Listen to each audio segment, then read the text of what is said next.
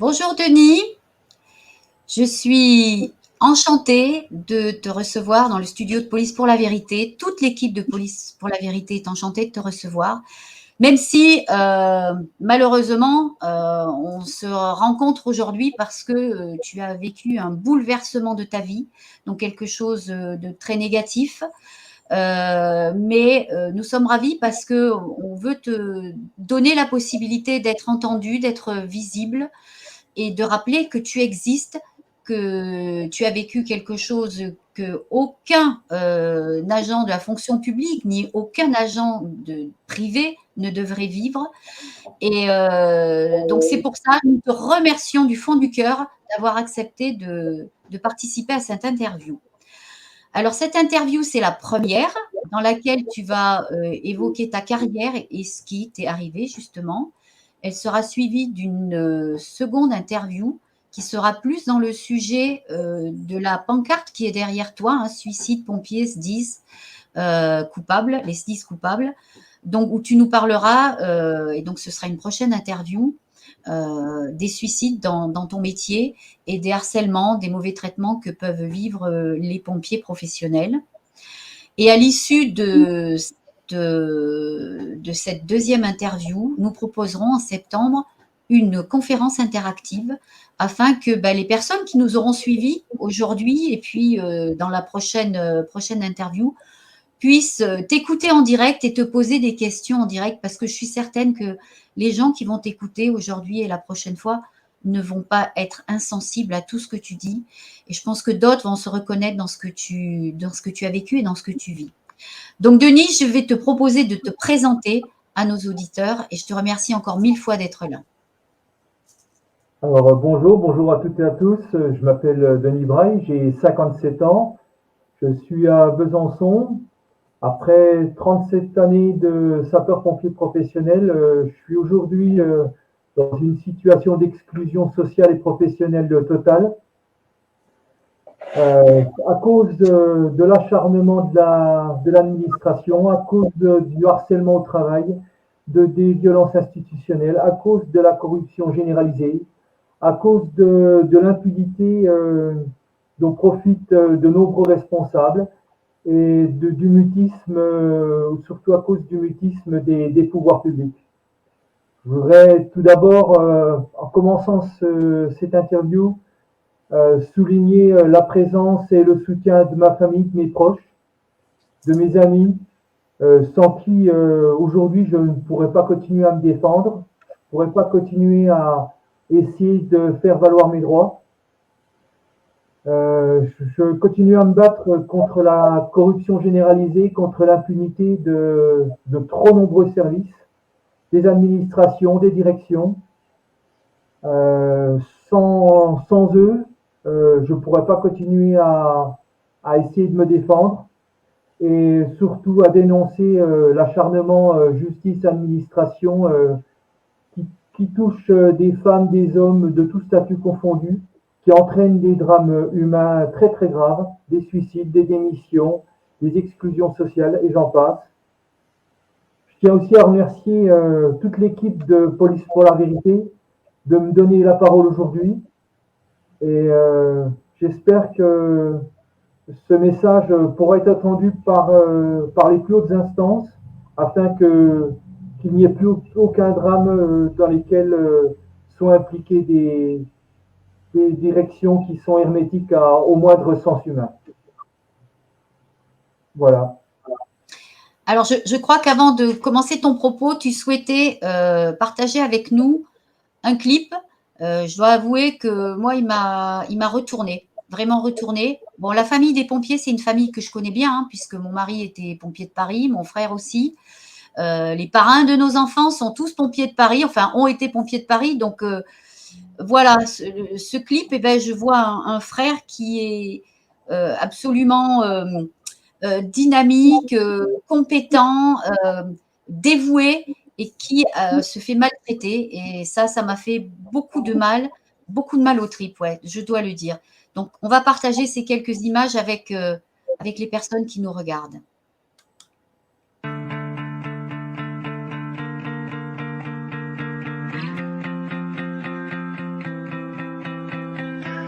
Il y a des souffrances qui pèsent des tonnes, et pour ne pas que tout espoir nous abandonne, on joue le rôle de celui pour qui tout va bien, pourvu que les autres n'en sachent rien.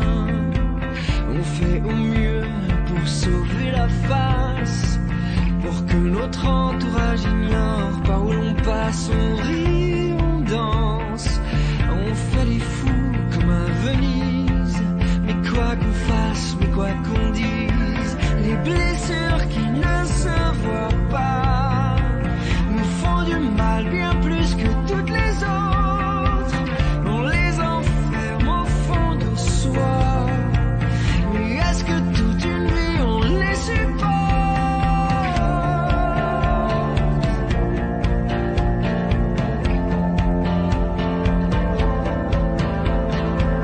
L'orgueil nous aide à tenir le coup. Apparemment on pourrait même faire des jaloux. C'est à nous-mêmes que l'on se joue la comédie, pour s'inventer qu'on est guéri. Les blessures qui ne se voient pas nous font du mal bien plus que toutes les autres. On les enferme au fond de soi. Mais est-ce que toute une vie on les supporte? Et ces blessures-là qui ne se voient pas.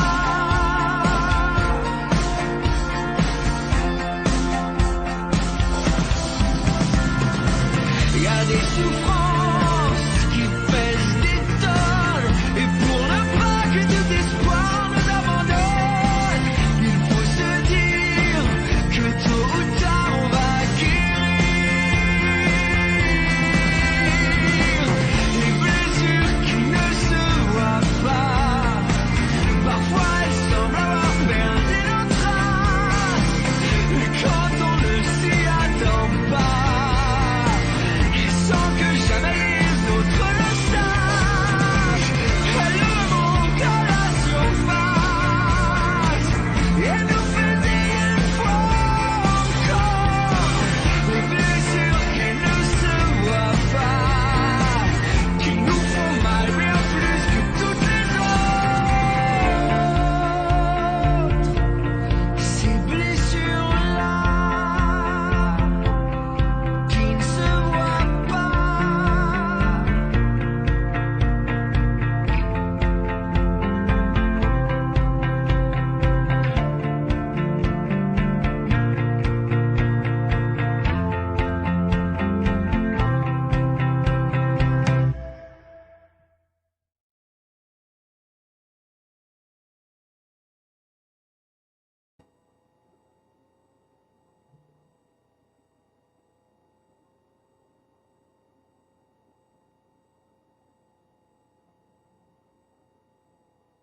Ah, je crois que ton micro est coupé, Cathy.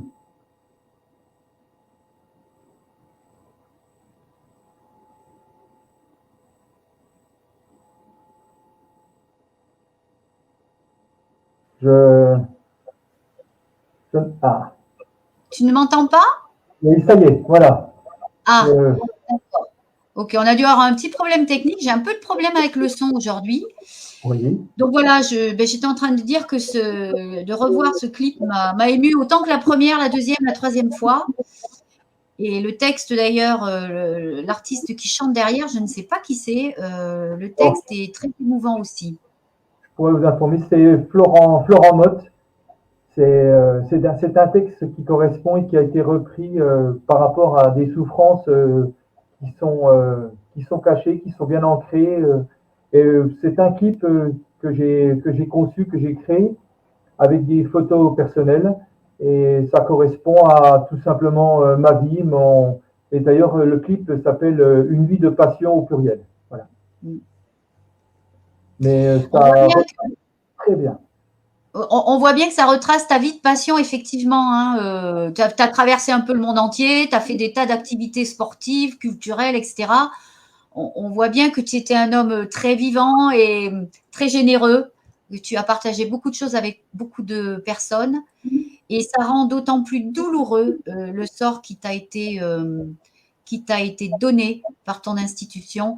Et maintenant, Denis, ben, je te laisse vraiment la parole et à toi de nous raconter ton histoire. Ben, merci. Donc, comme je le disais tout à l'heure, j'ai 57 ans, je suis à Besançon, dans le Doubs. Ma carrière de pompier a commencé à Belfort en 1987. J'étais pompier volontaire. J'ai passé des formations initiales et en 88, je décide d'engager la prestigieuse brigade des sapeurs-pompiers de Paris, très connue. Alors, rien de tel que quelques petites photos d'un album, voilà. Je vous ai préparé deux, trois petites choses. Je vais vous ouvrir mon album photo simplement pour vous montrer ce que j'ai pu faire et ce que j'avais en moi tout au long de ces années. Donc 88, je rentre à la BSPP, la Brigade des sapeurs-pompiers de Paris. Et en 93, je passe le concours de pompier professionnel que j'obtiens. Et je suis embauché quelques semaines après au sein du SDIS du Val d'Oise, le SDIS 95. Et j'en resterai avec une formation initiale. J'ai été titularisé comme pompier professionnel au sein du Val d'Oise. Et suite à ça, j'ai demandé à revenir dans ma région d'origine. Alors j'ai postulé dans plusieurs endroits et c'est Besançon qui a répondu favorablement à ma demande de mutation. Et je suis arrivé le 1er février 96 à Besançon. Pendant plein d'années, j'ai passé de nombreuses formations. Je vous passerai les détails, mais de très nombreuses formations, dont la conduite, permis bateau. J'étais donc instructeur de plongée sous glace et instructeur de plongée traditionnelle, instructeur de conduite de tous les engins. Ça va causer à certains des collègues qui ont pu avoir le même parcours.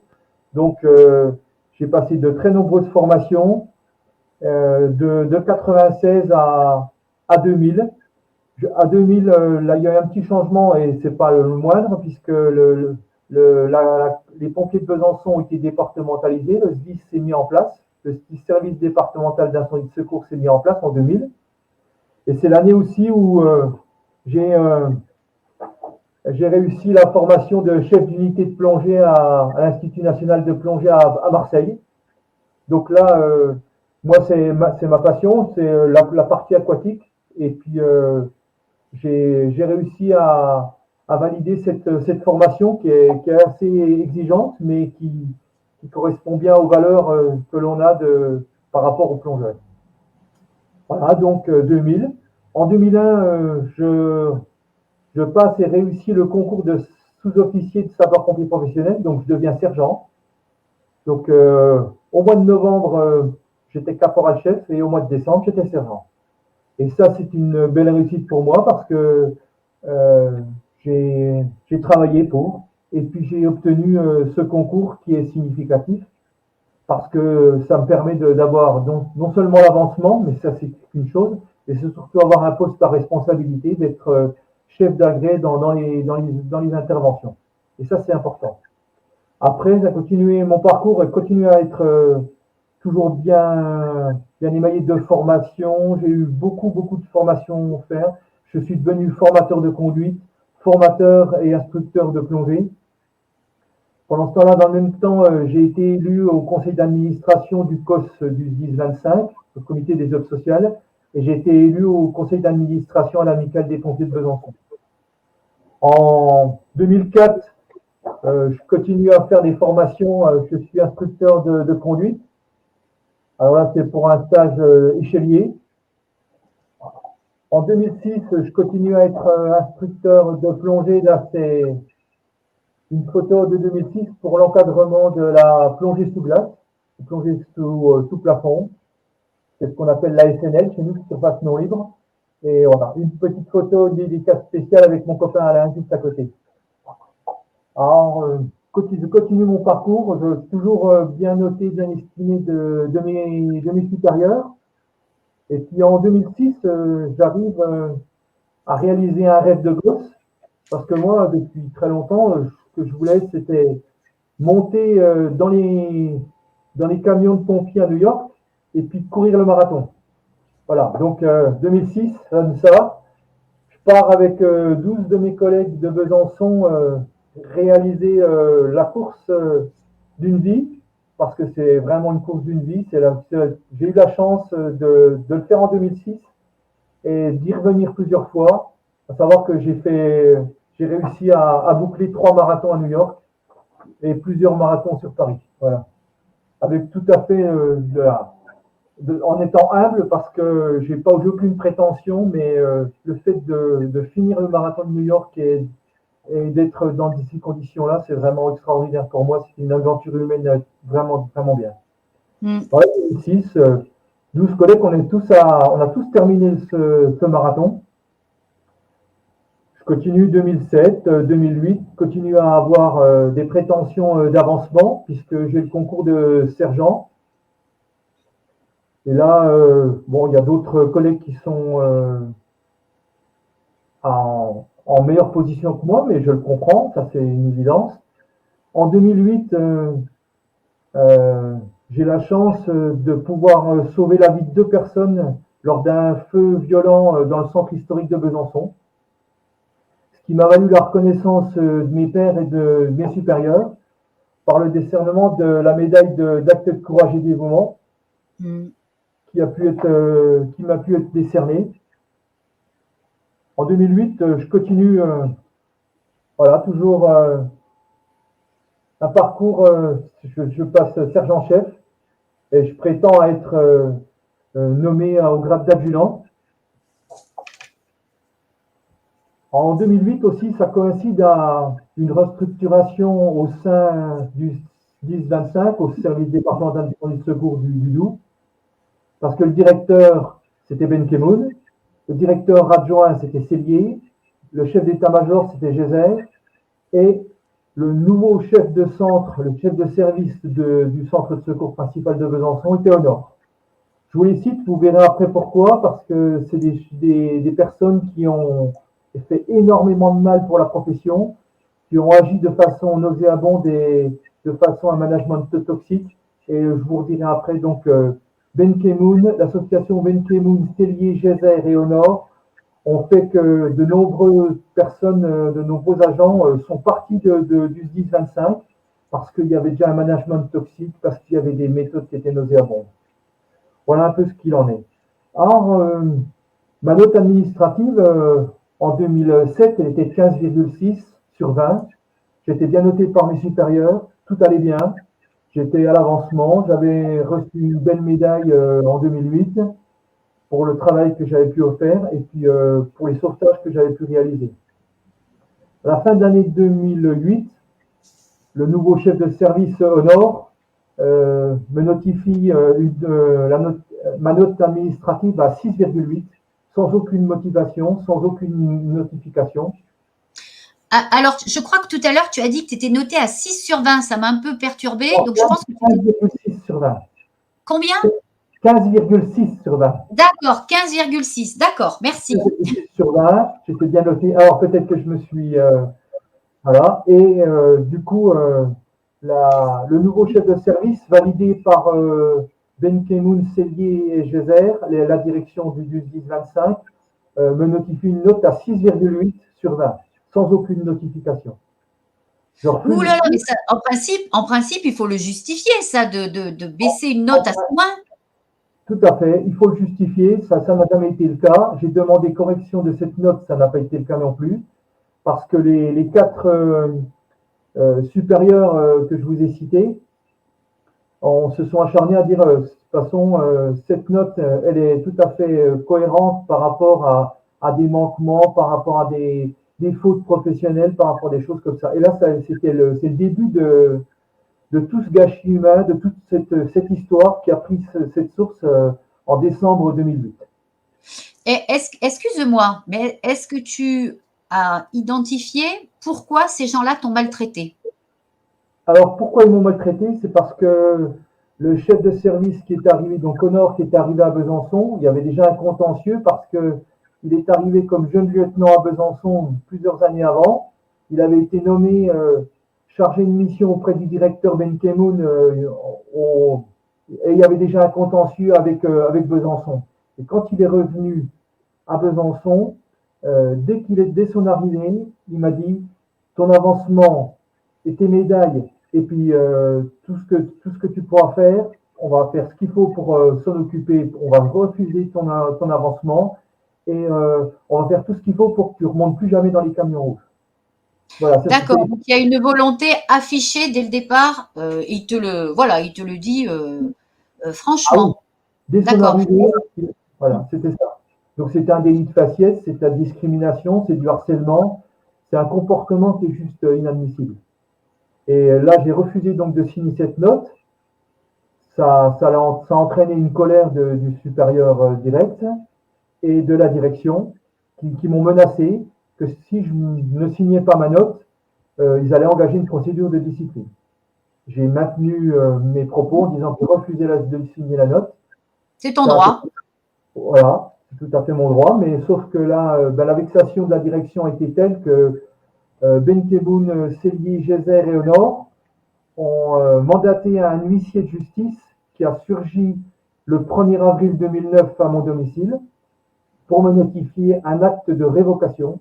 Le SDIS 25 réclamait une révocation à mon encontre et ils étayaient leur décision par des accusations qui étaient complètement fallacieuses, qui étaient mensongères, concernant des fautes professionnelles, concernant un comportement inadapté, etc. Donc, 1er avril 2009, c'est là où j'annonce que le SDIS m'a tué, m'a assassiné, et j'en reviens à la définition du dictionnaire, parce que le dictionnaire précise qu'un assassin, c'est une personne qui qui provoque la mort de quelqu'un par négligence et ou par incompétence et qui attente à la vie de quelqu'un d'autre en préméditation. Voilà, c'est la définition du dictionnaire. Donc c'est ce que des assassins. Parce que faire une méthode de réclamer la révocation d'un pompier professionnel qui a rendu toujours des services, qui a été décoré et qui a eu des avancements et qui est formé et qui a toujours eu aucune sanction à ce niveau-là, et ça, c'est juste inadmissible, c'est pas humain de faire ça. Voilà. Donc c'est le 1er avril 2009, c'est le jour où le SDIS m'a assassiné. Et c'est ce que je soutiens depuis le nombre d'années. Alors, et après, tu as pu avoir un recours contre cette décision de révocation? Ah ben, ça a été très vite. Donc 1er avril 2009, engagement de la procédure de discipline, donc saisie de la procédure, et un juge a été saisi au mois de mai 2009, donc quelques semaines après, pour le conseil de discipline. Seulement, ça ne s'est pas passé comme le SDIS l'aurait voulu, parce que le juge a désavoué le SDIS et a donné un avis en donnant un sursis total, en désavouant le SDIS, en annulant l'acte de révocation, et pour me permettre de pouvoir muter dans un autre SDIS. Le SDIS a été vexé de cette décision, et le 24 juin, donc quelques jours après, l'association Benkemoun, Selgi, Gézer, Honor décide de ne pas suivre l'avis du juge du conseil de discipline et m'inflige une exclusion totale de 1 an de service avec 8 mois de sursis et 5 ans de mise à l'épreuve, ce qui est totalement disproportionné et qui est juste impossible à supporter. Donc suite à ça, j'ai été placé en congé maladie, que j'ai demandé à avoir une reconnaissance en imputabilité au service qui m'a toujours été refusée.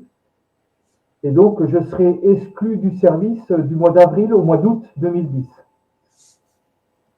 Pendant ce temps-là, je suis toujours en arrêt de travail. Alors, le schéma est toujours le même, vous allez le voir après, j'en reviendrai sur les méthodes employées par les directions, par les administrations, c'est-à-dire que quand quelqu'un gêne, quand on a envie de détruire quelqu'un, un agent, des femmes, des hommes, des pompiers volontaires, des pompiers professionnels, des personnels administratifs. Le schéma est toujours le même, c'est toujours pervers, c'est toxique, c'est du management. On commence par le mettre à l'écart, on lui donne des sanctions, Après, si ça suffit pas, on continue à appuyer, on le met en demi-traitement, donc en demi-salaire, on touche à la partie financière. Après, on le met en disponibilité d'office, le ou là, on met en disponibilité d'office et ça continue, le schéma pervers continue. Et puis si ça continue, puis ça continue encore, si l'agent persiste à vouloir défendre ses droits, eh ben, on lui dit, ben, si vous n'êtes pas content, saisissez les juridictions.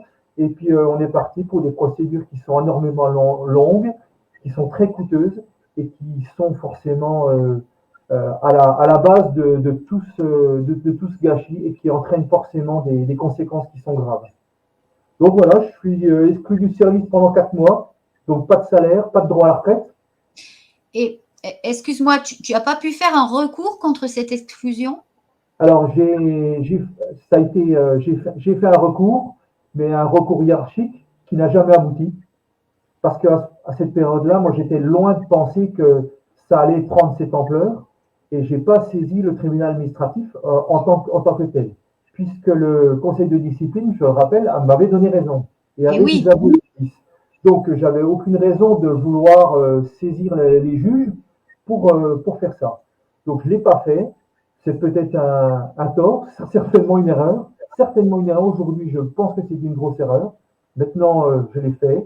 Et pendant ce temps-là, ben, la direction du SDIS continue à s'acharner contre moi, donc m'exclut pendant 4 mois et me mute tout d'abord au service des ressources humaines, où j'ai aucune compétence, et me mute après dans un poste administratif au centre d'alerte.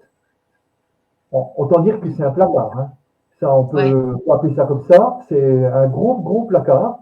Là, quand j'ai vu que ça prenait de l'ampleur, j'ai saisi les juridictions, le tribunal administratif de Besançon.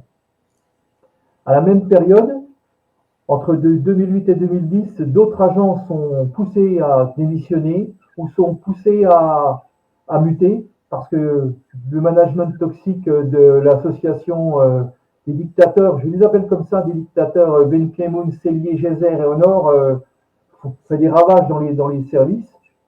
Et un ami et collègue à moi, M. Alain Huguenin, qui était major de pompiers professionnels à Villers-le-Lac, a été muté arbitrairement. On lui a enlevé ses prérogatives, ses responsabilités, ses primes. On l'a obligé à faire la route Villers-le-Lac-Besançon tous les jours pour être dans un poste administratif, alors qu'il était adjoint au chef de centre à Villers-le-Lac.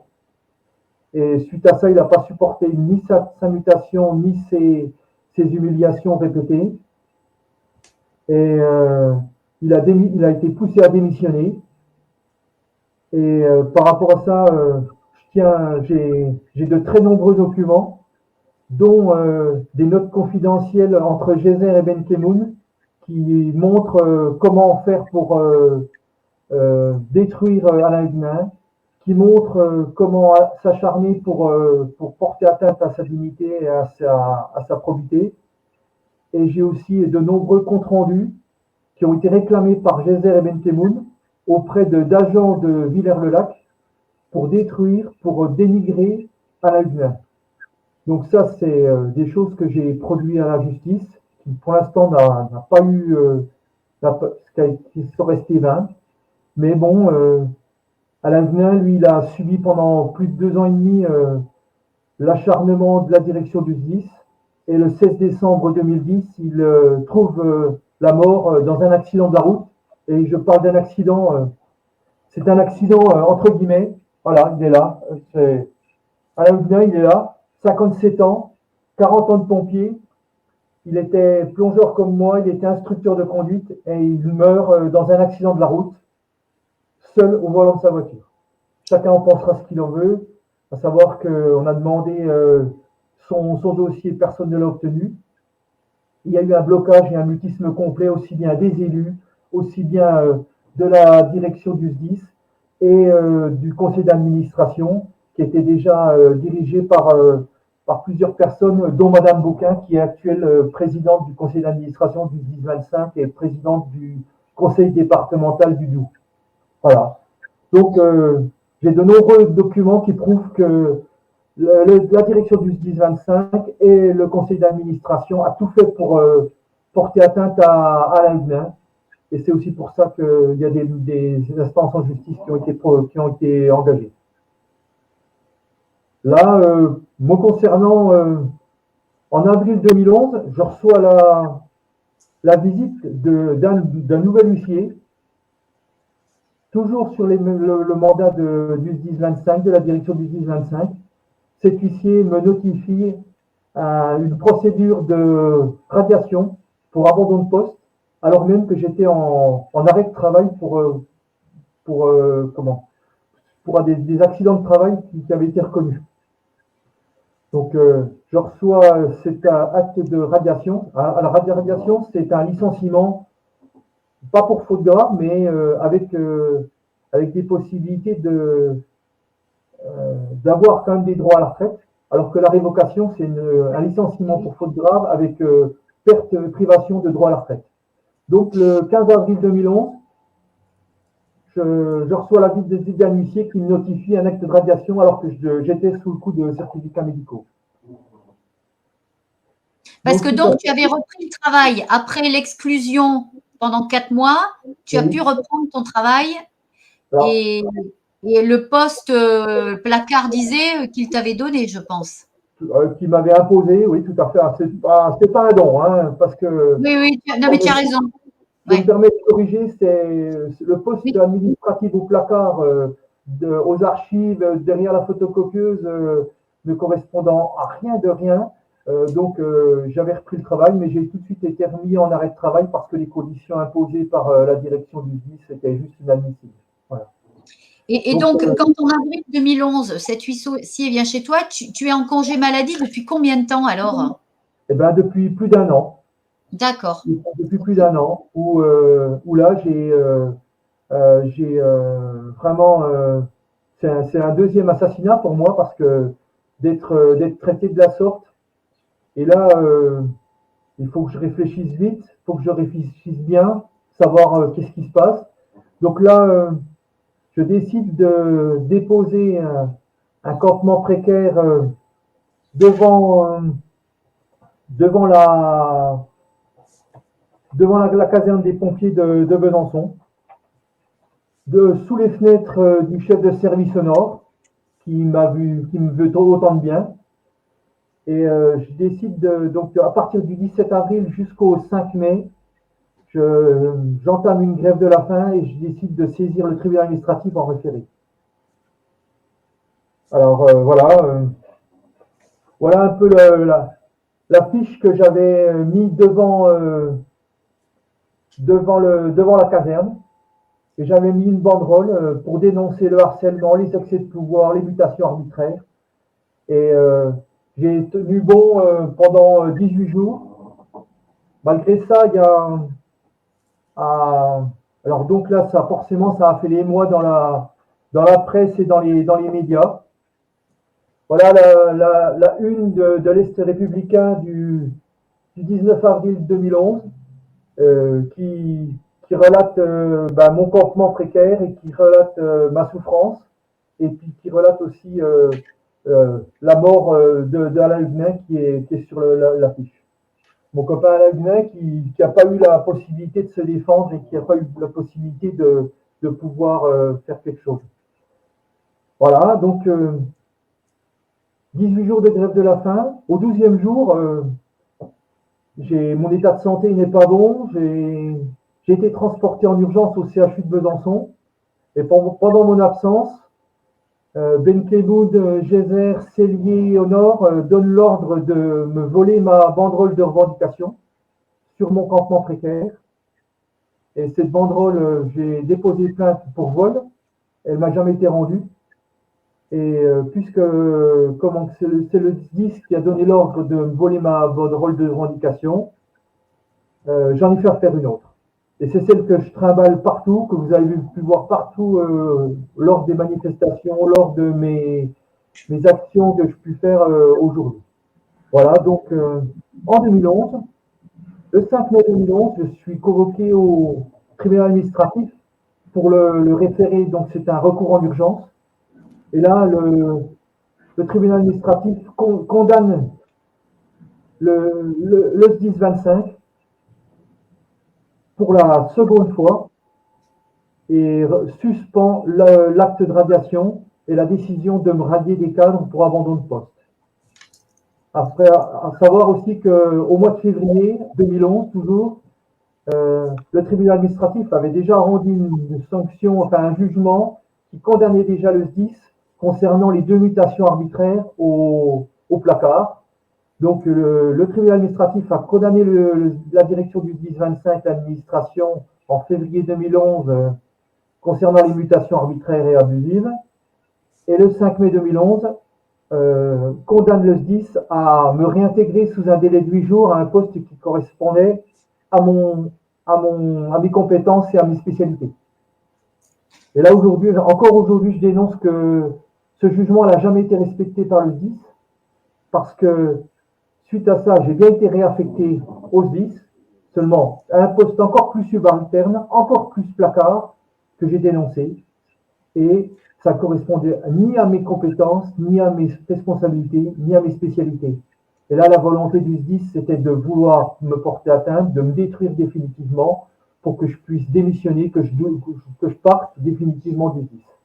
Voilà. Oui, tout ça, c'est des actes vraiment de harcèlement, hein. Le fait de dévaloriser quelqu'un à travers ses postes, à travers des attitudes comme ça, de te voler ta bannière, le fait de pas respecter des décisions de justice. Le tribunal administratif, c'est des décisions de justice. Et à chaque fois, en fait, il est balayé comme si ça n'existait pas. Donc, on est vraiment sur des mauvais traitements, mais qui sont évidents. C'est évident. Comment ces gens-là ne sont encore pas condamnés, quoi? Alors justement, je reviendrai plus tard dans le déroulement, mais c'est vrai qu'il y a une corruption totale, et ça je le dénonce depuis longtemps, corruption totale, une impunité de trop nombreux responsables, d'élus, du conseil d'administration, du conseil départemental, parce que tout le monde couvre tout le monde est au courant de tout, seulement rien n'est fait, et quand il y a des décisions de justice, quand c'est des décisions de justice qui sont contre l'agent, ça c'est appliqué tout de suite. Par contre, quand c'est des décisions qui condamnent l'administration et le SDIS, et là, ça met du temps et ça ne s'est jamais appliqué, ou alors c'est Oui, on laisse appliqué. pourrir. Voilà, tout à fait. On laisse pourrir, on décourage le requérant et c'est pas de la justice, ça, c'est absolument scandaleux. Donc, rien qu'en 2011, rien que pour moi, le SDIS 25, la direction du SDIS et l'administration ont été condamnés à 4 reprises par le tribunal administratif pour mutation arbitraire au pluriel, excès de pouvoir, radiation abusive et annulation de la radiation du licenciement. Donc, suite à ça, j'ai été maintenu au placard du 5 mai 2011 au 6 mars 2016. Alors, je rappelle quand même que le jugement disait qu'il fallait me réintégrer à un poste qui correspondait à mes spécialités dans un délai de 8 jours. Donc, je suis resté pendant près de 5 ans à ce poste. Donc, voilà ce que j'ai dénoncé. En 2012, là, c'est lors des vœux des élus, je me suis présenté devant eux et je me suis mis devant eux pour dire ma situation n'est pas bonne.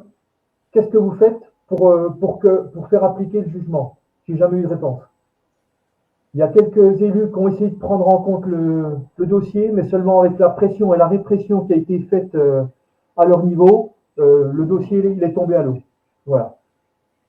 Donc, 6 mars 2016, là, il s'est passé une chose, alors on pourrait penser que j'étais à Lourdes parce qu'il s'est passé un miracle.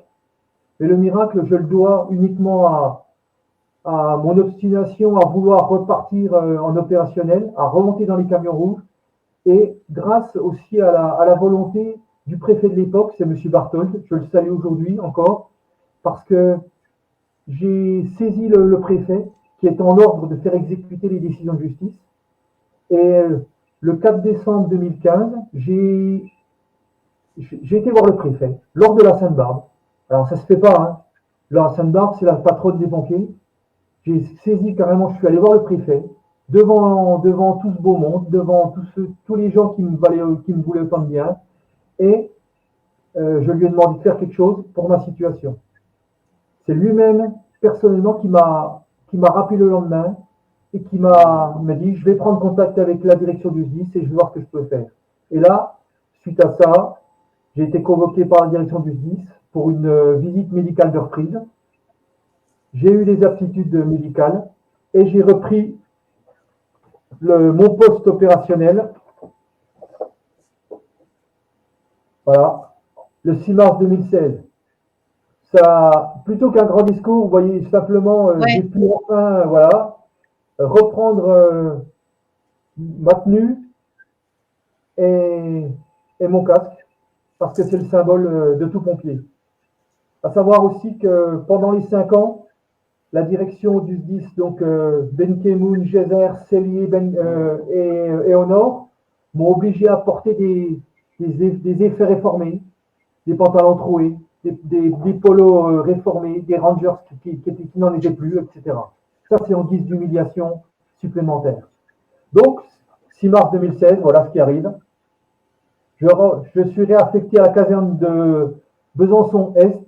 C'est une des deux casernes de Besançon. Et là, c'était sans compter la vexation de la nouvelle direction, parce que, évidemment, le préfet avait donné l'ordre de me réintégrer, de me reprendre en caserne. Et là, et ben là j'ai dû subir la reprise de toutes les formations. Donc, après 29 ans de service, j'ai appris à dérouler des tuyaux, poser des pansements. J'ai subi Les toutes les, humiliations. toutes les humiliations possibles et imaginables, les mises à l'écart, des pressions venant de la direction, de ma hiérarchie directe pour essayer de me mettre à l'écart du groupe, de la garde. Et j'ai tenu bon. J'ai fait ce qu'il fallait pour tenir bon. Malgré ça, en plus, pendant 3 mois, on m'a obligé à porter un chasuble marqué stagiaire, alors que j'avais 21 ans de service. Vous voyez, ça peut prêter à sourire, mais je l'ai vécu comme une humiliation terrible. C'est d'une C'est violence rare. c'est d'un Voilà. cynisme, c'est épouvantable. Et tes collègues, à ce moment-là, les collègues que tu as rejoints dans cette caserne, comment ils se comportent avec toi? Eh bien, ils sont sous pression parce que, alors, je leur en veux ou je leur en veux pas, ça, c'est pas le sujet du jour, mais à savoir qu'ils sont sous pression de la hiérarchie parce que des collègues en 2011, quand j'ai posé la tente devant la caserne, avaient essayé de me soutenir, avaient essayé de m'aider, contrairement à ce que peut annoncer la direction du 10-25. Et quand on leur a dit, mais si vous êtes avec lui, vous êtes contre nous. Donc il y a eu des blocages, il y a eu des blocages d'avancement, il y a des collègues et des amis qui ont eu des stages annulés au dernier moment. Il y a eu des blocages d'avancement parce qu'on travaille pour tous la même chose, on travaille pour la fiche de paye, on travaille pour les primes, on travaille pour le boulot que l'on fait. Et il y a beaucoup d'agents qui ont été brimés, qui ont été sanctionnés sous la pression de la hiérarchie. Donc, quand je suis arrivé réintégré à Besançon-Est, le centre de secours principal de Besançon-Est, le 6 mars 2016, ben, les agents, ils étaient, il y avait ceux qui étaient foncièrement contre, et puis ceux qui ont essayé de dire, bah, nous, on n'est pas contre toi. En plus, c'est des gens pour la plupart, que j'avais formés. Voilà. À savoir quand même, puisque mes fonctions de sergent-chef et de formateur de conduite et d'instructeur de plongée faisaient que j'ai formé de nombreuses personnes. Et donc, voilà, ça s'est passé comme ça. Et là, humiliation, pression, répression, et on a bien fait comprendre aux autres agents que s'ils étaient avec moi, ils étaient contre la direction. En 2017, une nouvelle direction. Donc le directeur actuel, c'est M. Vaudou. Le directeur adjoint, c'est Potier. La médecin-chef, c'est Madame Pilet. Médecin-chef, elle est aussi médecine de prévention, elle est aussi médecine du travail. Donc, on vous dira après ce qui se passe. Et donc, voilà, ça se passe. Et je reprends enfin. Et là, il n'y a encore pas de hasard parce que cette photo-là, j'ai repris mon casque le 5 mai 2016. Je vous rappelle que le tribunal administratif avait condamné le 10 le 5 mai 2011. Voilà. Ouais. 5 ans jour pour jour, je récupère mon casque. Et ça, c'est pas, il n'y a pas de hasard, hein, je pense, par rapport à tout ça. À la même période, je suis toujours fortement impliqué dans un collectif contre le harcèlement au niveau les sapeurs-pompiers, mais plus généralement contre le harcèlement dans la fonction publique et au niveau des uniformes. C'est pour ça que je connais de nombreux dossiers concernant les suicides dans la police, dans la gendarmerie, et ça je pourrais y revenir plus tard, mais c'est aussi pour ça que je suis autant impliqué et c'est aussi pour ça que l'administration ne veut pas entendre ce que j'ai à dire. Oui, ça fera partie de notre deuxième interview, la prochaine. Oui. Voilà. Alors, j'en reviens justement aux méthodes employées par les SDIS, parce que là, je reviens à une date qui est très douloureuse pour de nombreuses personnes. C'est le 20 avril 2016, suicide de la petite Lauriane, qui était en formation initiale à Angers, au 10-49, parce qu'elle s'est blessée en formation initiale. Et elle a été convoquée par 5 officiers supérieurs et puis quelqu'un des ressources inhumaines, comme je les appelle, parce que c'est des ressources inhumaines. Et elle a été convoquée 2 jours avant la fin de sa formation initiale. Et on lui a annoncé qu'elle ne serait pas validée dans sa formation, qu'elle serait licenciée du 10-49. Et le lendemain, elle se pendait derrière l'école départementale à Angers. Voilà ce qui s'est passé, le drame qui s'est joué en 2016. Et à savoir que Lauriane n'a pas profité de la moindre aide et du soutien parce que personne n'était au courant. Elle a été convoquée seule, une gamine de 23 ans. Elle a été convoquée seule à une commission de discipline en vue de son licenciement. Et ça, c'est juste inadmissible. Voilà. Alors, c'est inadmissible. On reviendra, oui, sur le cas. Alors, c'est aussi pour ça le que. cas de Lauriane. Ouais, parce que ça, on ne peut pas passer à côté. Voilà. À qui le tour? Oui, à qui le tour? C'est pour ça que je porte ce maillot. Il y a une photo de moi, mais ça, c'est pas parce que je me suis mis en premier. d'Alain Huguenin, de Lauriane Amaglio et de mon copain Cyril Minard, que je vous en causerai tout à l'heure. Voilà. Donc, il passe une période où je reviens, je suis en opérationnel en poste au centre de secours principal de Besançon-Est. Je me blesse en fin 2016. Je continue à travailler. Malgré ça, après plusieurs expertises, le SDIS 25 sera contraint de reconnaître mes blessures en accident de travail, imputables au service. Et je continue à travailler. Alors là, l'acharnement, il continue. Il s'est caractérisé de différentes façons parce que en 2017, je totalise 2 fois et demi le nombre d'interventions que les collègues du même grade et de même compétences. C'est-à-dire que, voilà, moi je totalise plus de 280 interventions en 6 mois, alors que les sergents-chefs qui sont du même grade et de même fonction totalisent entre 130 et 180 interventions sur l'année. C'est juste disproportionné. C'est du harcèlement, c'est de la discrimination, c'est de l'acharnement. Et là, on veut t'épuiser, quoi. On veut t'épuiser. Ah ben, ils y sont arrivés parce que le 6 janvier 2018, là, cette fois-ci, mes blessures sont de plus en plus graves. Je ne peux plus enfiler mes bottes, je ne peux plus courir, je ne peux plus marcher. J'ai des atteintes au tendon d'Achille, j'ai des blessures au niveau des genoux. Et là, je suis mis en arrêt de travail. Après plusieurs expertises, je suis placé. Le SDIS reconnaît que je suis en accident de travail, en rechute d'accident de travail. Et là, je suis avec des certificats discontinus jusqu'au mois de novembre 2018. Pardon. Seulement, le SDIS, encore une fois, ne va pas l'entendre de cette façon-là. Et au mois d'octobre, alors que je suis en arrêt de travail, en accident reconnu, je reçois 2 mises en demeure de reprendre le travail, faute de quoi le SDIS engagera une procédure de révocation. Ah, mais ils y tiennent, hein? Ah oui, ils sont tenaces pour ça. Donc là, j'écris à ma direction en disant que je suis en arrêt de travail et je produis les certificats médicaux. Ils n'en tiennent pas compte. Ils me disent que de toute façon, si je ne reprends pas le travail avant le 16 novembre, ils engageront la procédure de licenciement. Donc, je reprends le travail. Par contre, c'est dans un poste administratif au sein de la direction.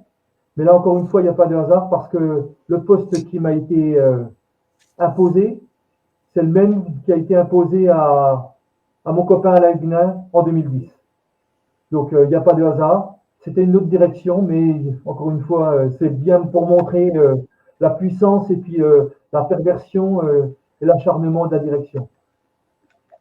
Donc, en 2018, je reprends le travail en poste administratif dans un placard déguisé. Et le 28 décembre 2018, le directeur adjoint Potier me convoque de façon très informelle et me dit que c'est pour faire le point sur ma situation, puisque je venais d'être mis dans un poste administratif. Et là, en guise de mise au point, mais quand je dis mise au point, c'est vraiment entre grands guillemets, parce que j'arrive à son bureau, je suis tout seul, je ne suis pas représenté parce que je ne pensais pas que ça allait prendre cette ampleur puis cette tournure. Il est présent avec la responsable des ressources inhumaines du 10-25. Je les appelle comme ça parce qu'il n'y a rien d'humain là-dedans. Hein. Et donc, du coup, avec un dialogue qui a duré 2 minutes, il me notifie l'engagement d'une procédure de révocation pour abandon de poste et pour absence injustifiée alors que j'étais en arrêt de travail. Et là, oui. Alors c'est complètement lunaire, c'est complètement arbitraire, c'est abusif, ce qu'on veut, on peut des qualificatifs, il y en a plein. Et donc le 28 décembre 2018, c'est le dernier jour où j'ai été autorisé à travailler au sein du 10-25. Voilà ce qui s'est passé. Donc à partir de là, s'est engagé encore un nouveau bras de fer. J'ai saisi les juridictions, le tribunal administratif. Pendant ce temps-là, le 10-25, pendant toute l'année 2019, a pris 9 décisions contre moi. Alors, pour un agent de la fonction publique, quand vous avez un arrêté ou 2 dans l'année, c'est déjà exceptionnel. Alors, des arrêtés, c'est des décisions qui basent sur l'avancement, sur la mutation, sur l'aptitude physique, etc. Moi, j'en ai eu 9. Alors, 9 toutes décisions vraiment complètement illégales, arbitraires, c'est-à-dire placement en disponibilité d'office, demi-traitement, refus de reconnaissance en accident de travail, et j'en passe et des meilleurs. 9 décisions. Donc, j'ai attaqué au tribunal administratif. J'ai saisi le tribunal administratif le 16 mars 2020. Et là, le 6 mars 2020. Et là, pour éviter une condamnation certaine, le 10 a joué vraiment de perversion et puis de tact. Je dirais c'est très malin de sa part. De ruse. Oui, on va dire comme ça. C'est-à-dire pour éviter une condamnation certaine concernant le refus d'imputabilité, les accidents de travail, le refus de placement en congé imputable, la disponibilité d'office. Je rappelle que la disponibilité d'office, c'est privation de salaire et de droit à la retraite. Ouais. Donc là, c'est une suspension plus. Ouais. Donc, le 13 mars, 7 jours après le recours déposé au tribunal administratif, la direction du SDIS et le conseil d'administration me placent en congé imputable au service, c'est-à-dire c'est une reconnaissance en accident de travail. C'est le congé imputable au service et retire les 9 décisions litigieuses qui avaient été prises contre moi en 2019. J'ai dit là, ça va être très bien, impeccable. Au mois d'avril, rappel des salaires qui n'avaient pas été versés en 2019. C'est une somme de plus de 16 000 euros quand même. Hein. Donc, je reçois 16 000 euros, c'est bien. On se dit, ça va plutôt bien. À ce moment-là, j'avais encore une avocate. Et je me suis dit, ben, ça va aller, je suis en congé imputable, ça va bien se passer. Sauf que non, toujours pareil. Toujours pour éviter les représailles de la justice, eh ben, ils ont pris des décisions qui étaient complètement en sous-marin pour camoufler Et à partir du 9 avril 2000, donc 3 semaines après cette décision qui était juste unanime, le 9 avril 2020, ils ont requalifié mon congé imputable en maladie ordinaire, m'ont placé en demi-traitement de salaire et m'ont mis en disponibilité d'office à partir du mois d'octobre, sans aucune notification, sans avoir saisi les commissions de réforme, sans avoir saisi le comité médical, alors que c'est obligatoire. Donc là, j'ai ressaisi de nouveau le tribunal administratif à plusieurs reprises. On est toujours en 2020.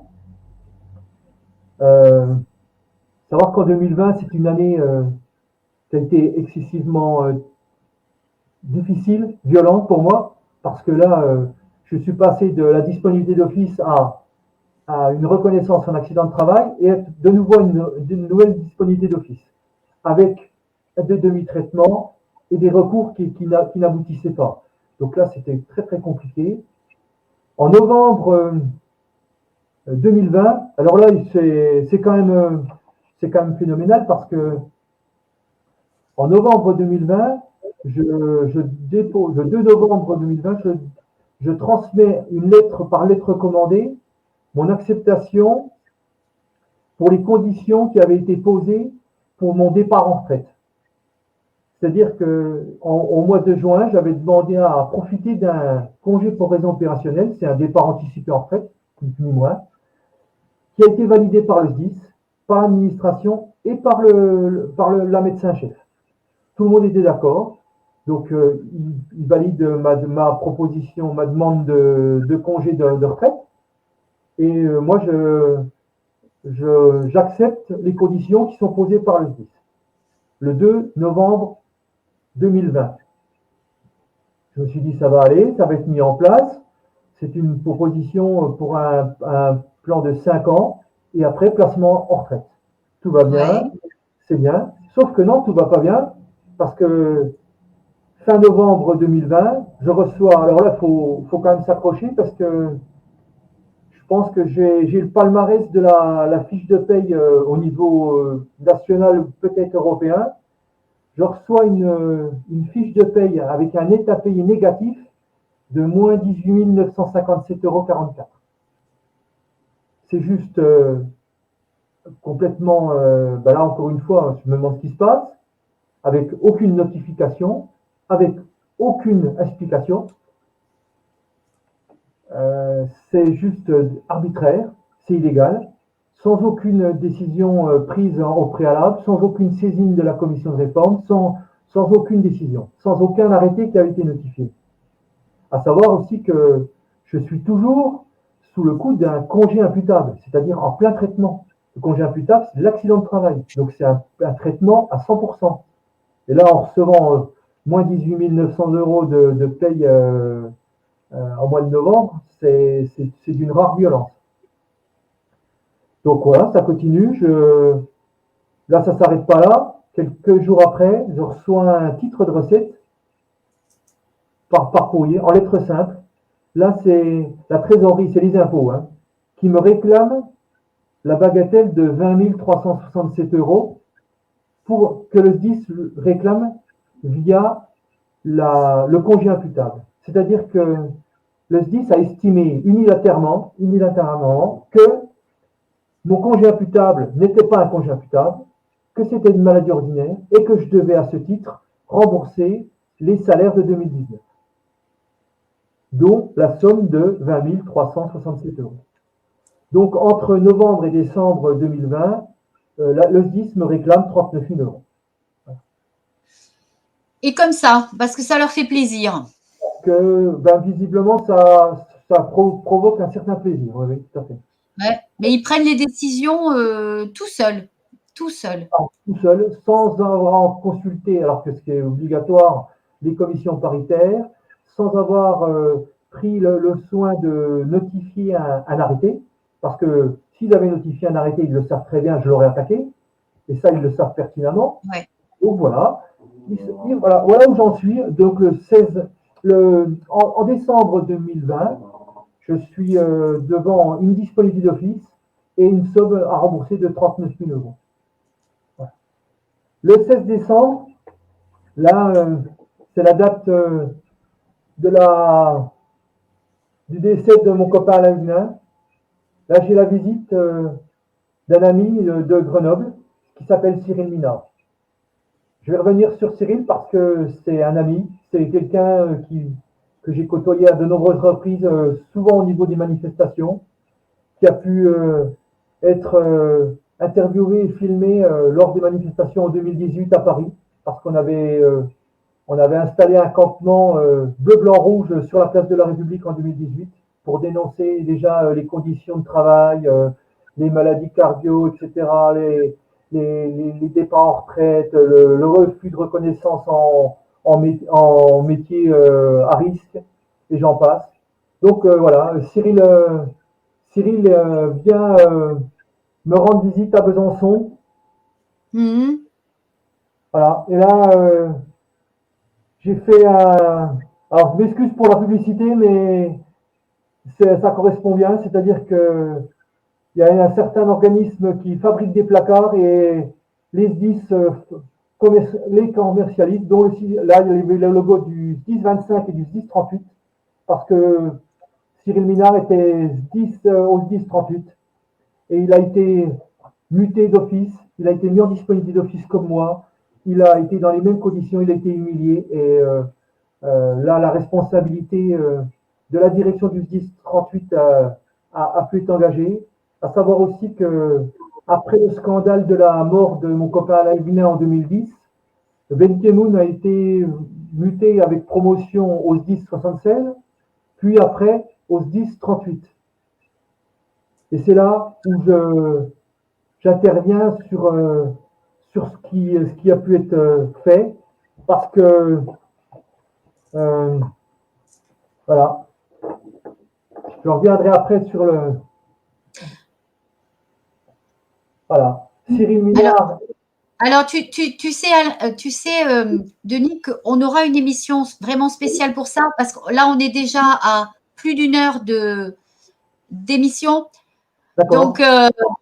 voilà, c'était vraiment aujourd'hui, c'était parler de toi, de ta carrière brisée D'accord. et, Oui. et des mauvais traitements que tu as subis, et puis de faire un point sur aujourd'hui où tu en es, parce que je crois que tu as aussi encore des combats, que tu es toujours dans le combat Oui. et que tu as besoin d'aide aussi.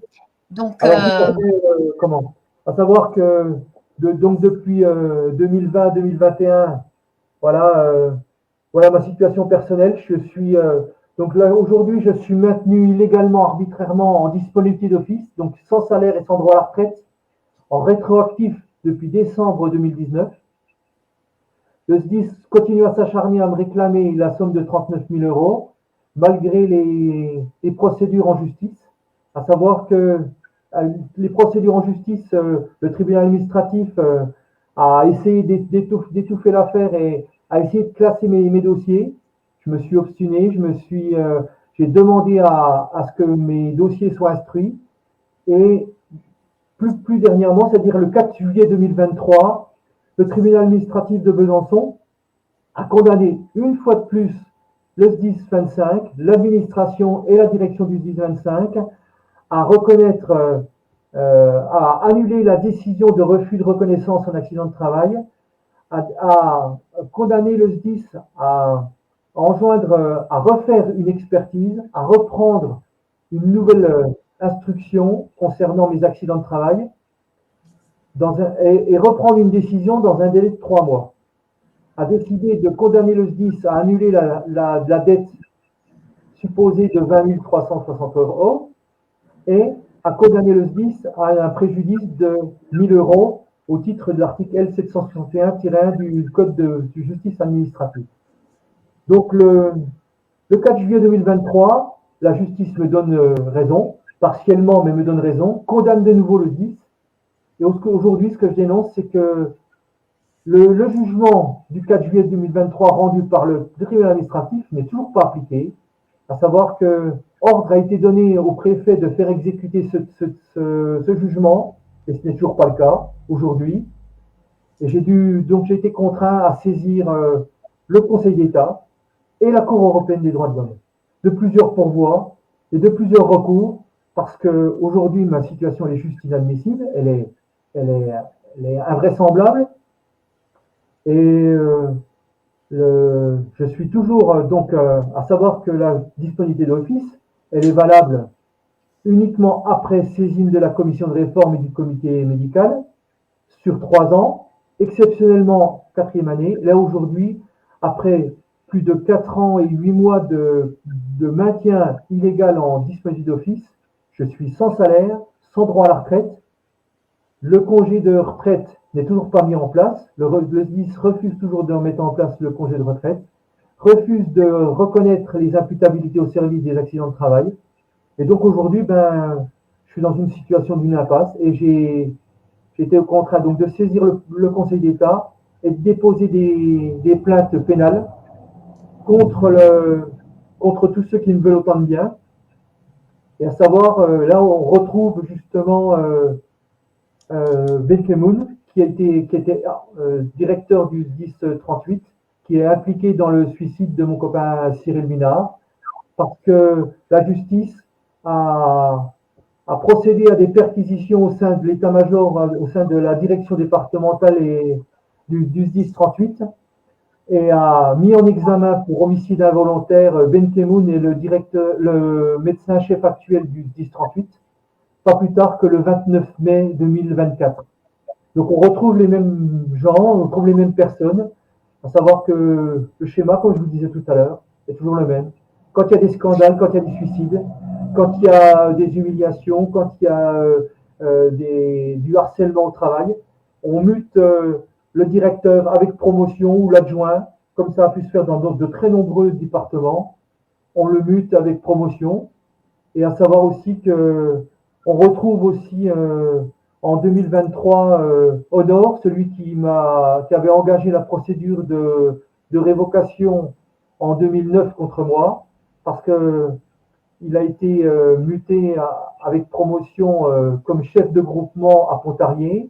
Il n'a pas trouvé le moyen d'avoir une relation extra-conjugale avec une femme mariée qui était pompier et qui était aussi... Attention à la vie privée. Attention à la vie privée. Oui, alors, il n'y a pas de problème. Mais moi, j'assume complètement. S'il veut m'attaquer en diffamation, qu'il le fasse, parce que ça fera ressortir. Parce que justement, la vie privée, je reviens, il a fait une relation extra-conjugale avec une femme mariée avec d'un pompier. Suite au scandale de Pontarlier, le Honor et sa maîtresse ont été mutés à Mayotte.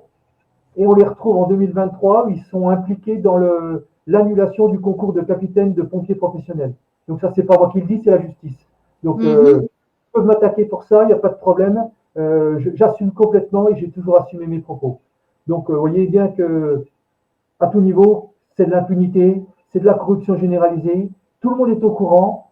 Le directeur actuel, Baudou, le directeur adjoint, Madame Pilaire, la médecin-chef, Madame Bouquin, la présidente du conseil d'administration du SDIS 25 et présidente du conseil départemental du Doubs, sont au courant de tout ça, mais tout est couvert. On protège un officier supérieur pour ne pas que ça se ressurgisse et que ça arrive sur la place publique. Aujourd'hui, voilà ce que je dénonce.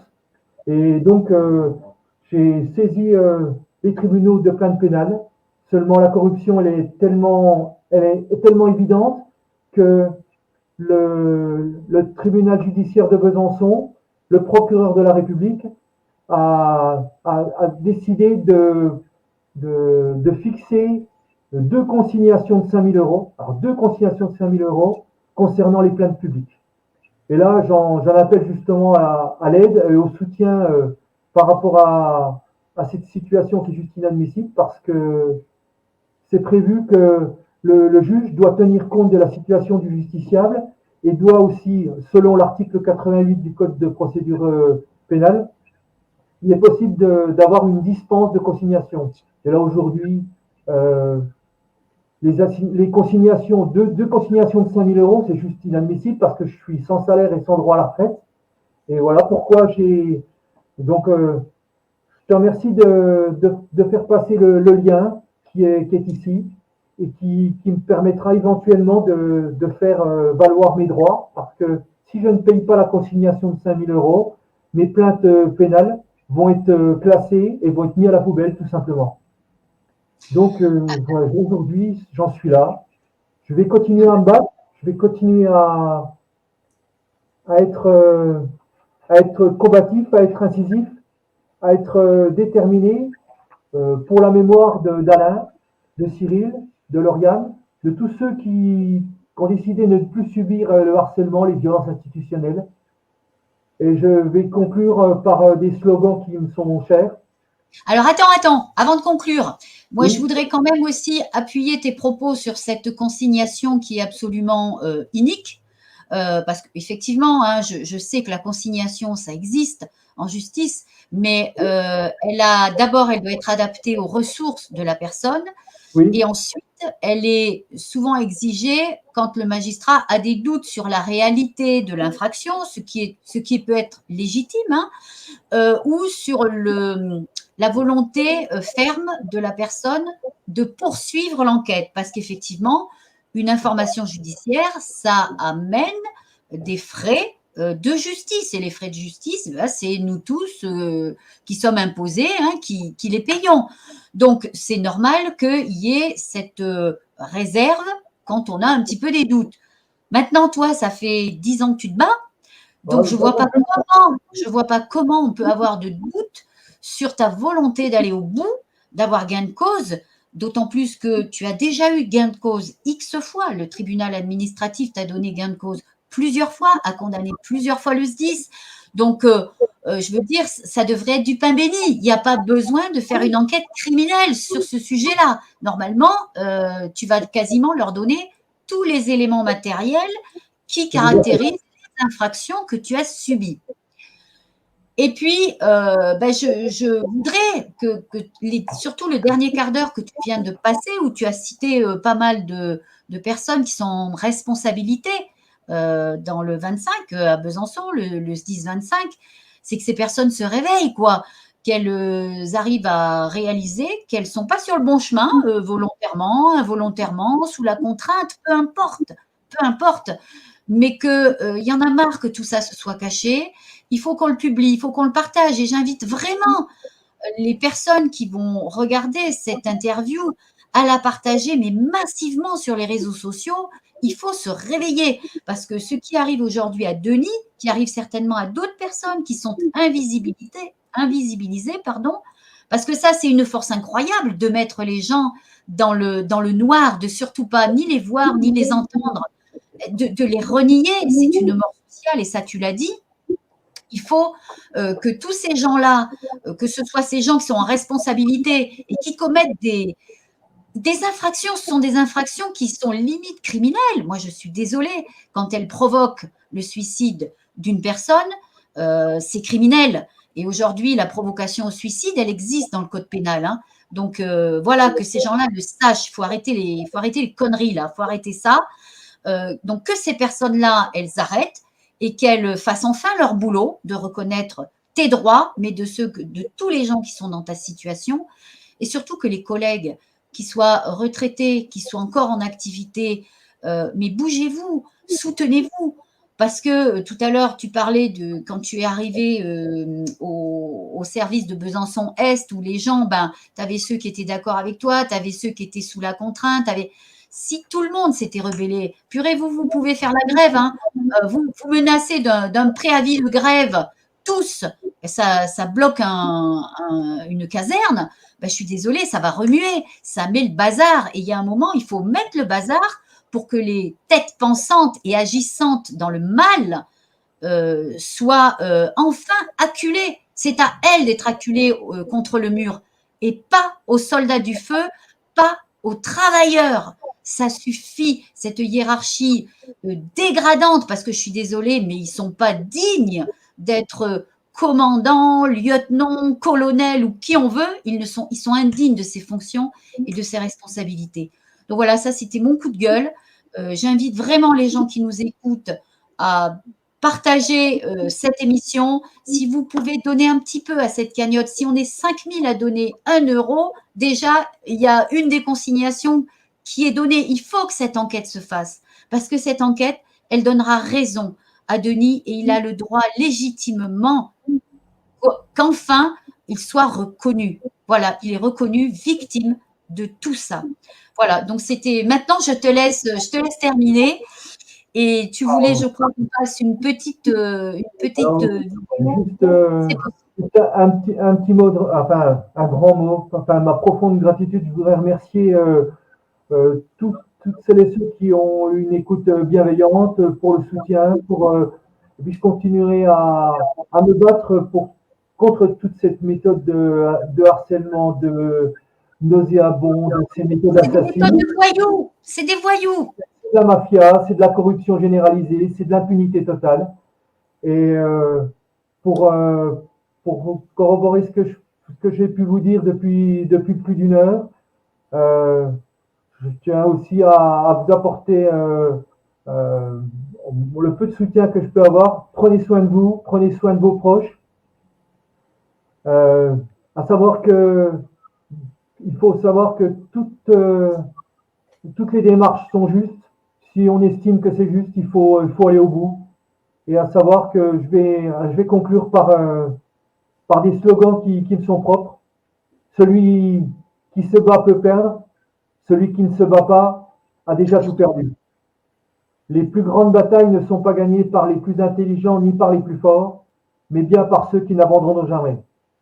Invictus, je suis le maître de mon âme, je suis et je resterai le capitaine de mon destin. Merci de votre écoute et merci à toute l'équipe de Police pour la vérité pour avoir eu le courage de me donner la parole et de transférer et de partager cette vidéo qui est très importante pour moi. Mais c'est nous qui te remercions parce que tu donnes tout le sens à l'engagement de Police pour la vérité. Ce qu'on vient de faire là, ça donne vraiment tout le sens à notre engagement. Donc, c'est nous qui te remercions. Et je crois que tu voulais qu'on termine en passant le petit clip. Donc, tu es toujours OK pour ça? Toujours, toujours. Bon, donc écoute, je vais le passer. Et puis, je remercie les gens qui nous regarderont, qui partageront. Et je les informe dès à présent qu'on se retrouvera très prochainement pour une deuxième interview de Denis. Bonjour monsieur, présentez-vous et pourquoi aujourd'hui vous vous mobilisez? Alors bonjour, je m'appelle Denis Braille, je viens de Besançon dans le Doubs. Je viens aujourd'hui parce qu'il y a une manifestation pour les sapeurs-pompiers et je viens pour dénoncer les suicides chez les sapeurs-pompiers, dont plus particulièrement mes copains Alain Huguenin et Cyril Minard, et aussi pour d'autres dont on ne parle pas. La petite Lauriane que vous voyez ici, aussi pareil, 23 ans, elle s'est suicidée à Angers en 2016. Cyril Minard s'est pendu le 8 février 2021 à Grenoble. Et les deux suicides ont été reconnus par la justice imputables au service, c'est-à-dire qu'ils ont été reconnus en accident de travail. Donc je suis là aujourd'hui pour qu'il n'y ait pas de fatalité. Il faut que ces méthodes de management qui sont employées par l'administration, par les directions, s'arrêtent et qu'il n'y ait plus de drame humain. Voilà pourquoi je suis là aujourd'hui. Et selon vous, ces suicides sont dus à quoi? Eh ben, ils sont dus pour l'ensemble. C'est énormément de management qui est nauséabond, qui est toxique, parce que moi j'en ai été la cible, parce que je suis le seul sapeur-pompier de France professionnel à avoir été licencié illégalement en 2011, et j'ai dû saisir les tribunaux qui ont condamné à plusieurs reprises le service départemental d'incendie de secours du Doubs, le SDIS 25. Donc c'est pas un fait isolé, Denis Braille n'est pas un fait isolé, il y a de nombreux départements qui sont la cible de management et de problèmes récurrents de suicide dans la profession. Voilà pourquoi aujourd'hui, alors ça touche des femmes, des hommes, tous statuts confondus, des pompiers volontaires, des personnels administratifs, et c'est aussi pour ça aujourd'hui que je suis là.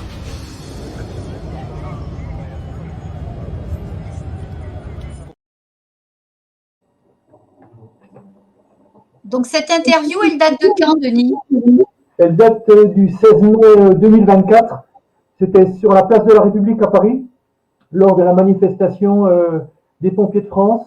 Et puis, à savoir que à ce titre-là, il y a d'autres corporations qui sont touchées. Et ça, j'invite justement à aller voir un petit peu sur les réseaux. Vous allez me trouver partout, hein, aussi bien sur Facebook, sur Instagram, sur Telegram, sur WhatsApp, et vous allez me trouver partout, partout, parce que sur YouTube aussi. Donc, ouais, c'est une manifestation du 16 mai 2024, il y a quelques semaines. D'accord. Eh bien, écoute, à très bientôt, Denis. D'accord. Merci beaucoup. Et on lâche rien. Merci à tout le monde. Prenez soin de vous. À bientôt. Au revoir.